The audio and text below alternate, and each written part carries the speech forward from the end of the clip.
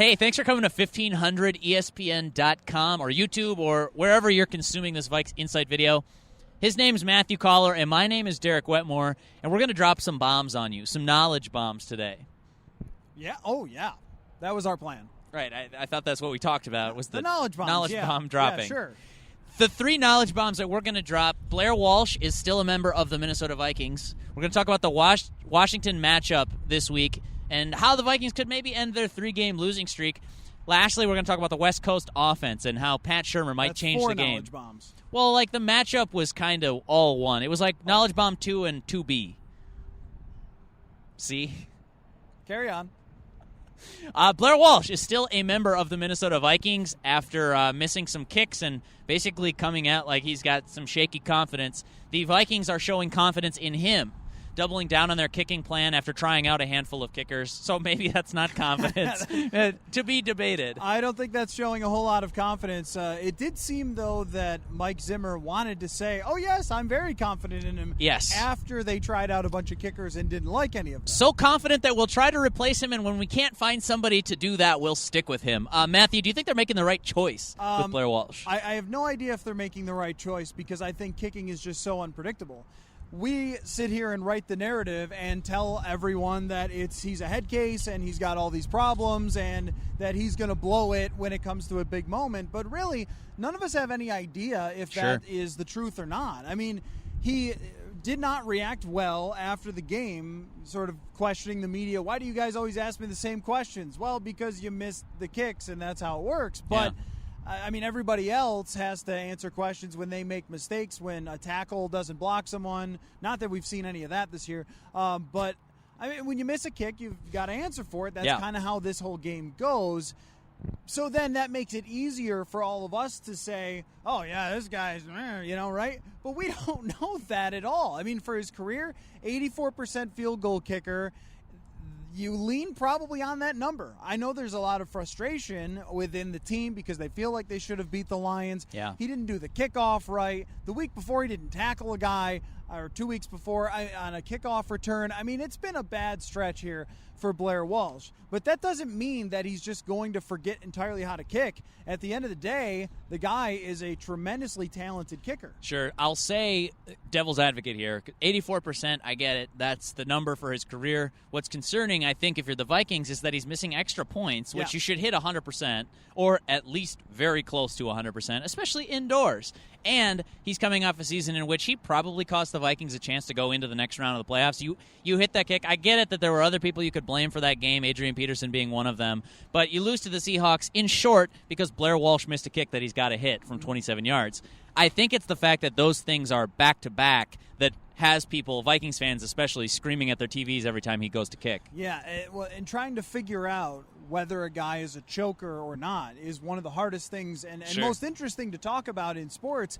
But it's almost like with Alex Rodriguez in baseball. For years, Alex Rodriguez couldn't hit in the playoffs. And it was, this guy's a choker, and he ruins his team because he can never do it in the playoffs.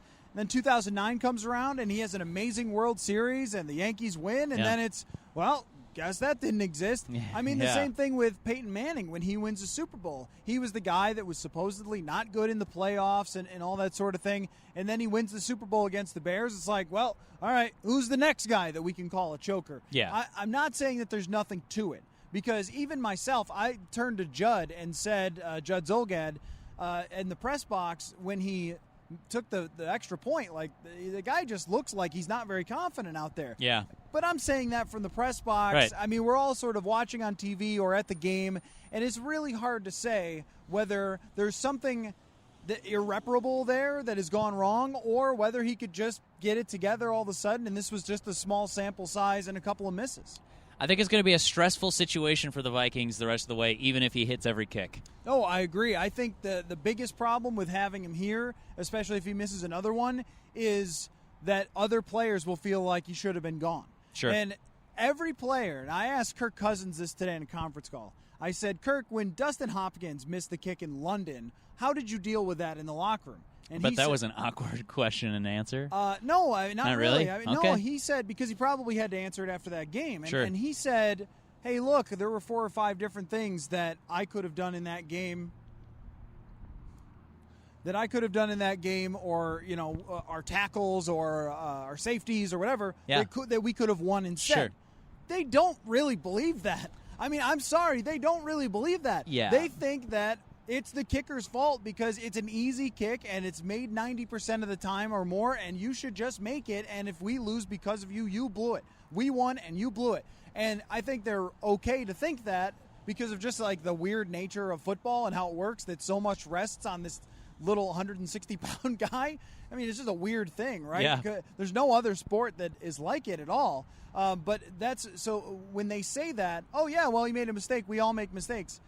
I think the locker room dynamic becomes much more hairy than that. We'll see. Quidditch. Quidditch is like that. There's like basically one guy you rely on. Quidditch, the Harry Potter sport where they fly around on the brooms, and he has to catch the little golden yellow ball. Oh, no, man. Sorry. Well, that's Blair Walsh, basically. I mean, to a lesser extent. I assume that there are a lot of people that understand what you just said, Yeah. but I don't. Well, I'm not sure where the intersection of the football crowd and the Harry Potter crowd is, but we've got them nailed now.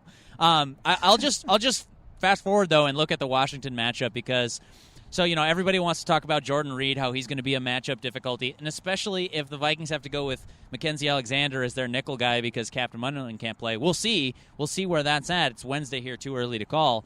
But, have we gotten away from thinking that the Vikings should win basically every game the rest of the way? I mean, we talked 3 weeks ago, Matthew, about there won't be a matchup in which they're no longer favored. That was before the Eagles game. Well, fast forward 3 weeks, they've lost 3 in a row. Has that feeling gone away, or do you think we're back to saying, well, the Vikings should win this Sunday, we'll see what happens? I think that they've come back to the pack in terms of how we view them. So when they play another team that's 5-3 or that's 4-5 or whatever record they might have that's 500 team, then you look at it like, well, it's kind of an even matchup now, as opposed to, oh yeah, you should beat that 500 team like we felt after they were 5-0. Now it's much more concern going on the road against a team like Washington, and I think the approach will be the same as it was in the second half of last week, which was Terrence Newman will play nickel, Trey Wayans will play, and Xavier Rhodes on the other side. Sure. If it were me, I don't think I would go back to Mackenzie Alexander right away.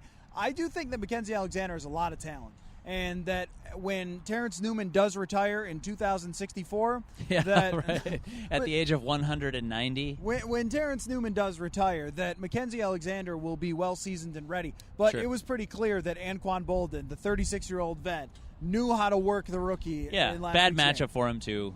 That's going to be the same thing this week in Washington if he were to play. Do you sense the Vikings win this game, given the way that they played, not against Chicago and against Philadelphia, but against the Lions? Yeah, they lost in overtime, but as Zimmer has said, they played better. They were a different team that week. I would say yes to that, and in part, or the reason something else we wanted to get to is the West Coast offense and the return of Pat Shurmur. Sure. It should have been Sam Bradford and Pat Shurmur's day. I mean, if Blair Walsh makes some kicks, or if they win in that game in overtime, it is the day where we are celebrating a great game by Sam Bradford and a great game called by offensive coordinator Pat Shurmur. Even though they had some meltdowns in the red zone, the one first and 18 or whatever, or first and 10 at the 18, and they end up punting, and then not getting it on 4th and 1. Those things were disastrous. But they moved the ball consistently through the air. We saw great performances by Stephon Diggs and Cordero Patterson, which I would expect to continue seeing. I don't think that the Washington defense is all that daunting. Sure. They've got some good players. Ryan Kerrigan is one of them off the edge. But I think that going back to those quick passes mitigates the effect of the edge rushers, which was really killing them against Philadelphia and Chicago. One thing Mike Zimmer mentioned, although I think he kind of tried to downplay it a little bit, is and actually Sam Bradford spoke about this in his press conference today too, talking about getting the ball to the perimeter so quickly to a playmaker like Patterson or like Diggs, and it almost makes up for the fact that you don't have a fully 100% Jerick McKinnon, because that in effect takes part of the run game burden off of the running game. It allows them to sort of have a passing rushing attack, if that makes any sense at all. And I also think that Ronnie Hillman showed us that he may not be a starting running back in the league at any point ever again in his career, like he was in Denver, switching in and out with C.J. Anderson. But that as a player who just comes in on a third down or whatever to change it up, he could be a nice player too if McKinnon is not back to 100%. But to your point, using the screen game as a pseudo run game is kind of what the West Coast offense is all about. I mean, the way that they've used Cordero Patterson this year, most of his receptions have been under 10 yards through the air. Yeah. And I think the highest number of receptions he's had have been behind the line of scrimmage. The guy's a great playmaker. Get the ball in his hands as fast as you can. And that's one of the reasons Sam Bradford, I think, has succeeded this year with the Vikings, because he's got a strong arm. This offense is usually built for a guy that is like Chad Pennington. Doesn't throw the ball very hard, but he can get it out accurately. Well, you add number 1 overall pick type arm strength to that, and you can have a lot of success. And I think we saw it in big chunks against Detroit, but not in the red zone. That was the biggest problem. Yeah. You wrote 2 big pieces on, they're basically asking the question, can Pat Shurmur and the West Coast offense save the Vikings season? What if you were going to tell somebody that an alien from Mars who came in and is watching this Sunday's game, I know, abstract, but stick with me for a second. Watching this game, one takeaway from writing those 2 stories, here's what you need to know about the West Coast offense. What would you tell them?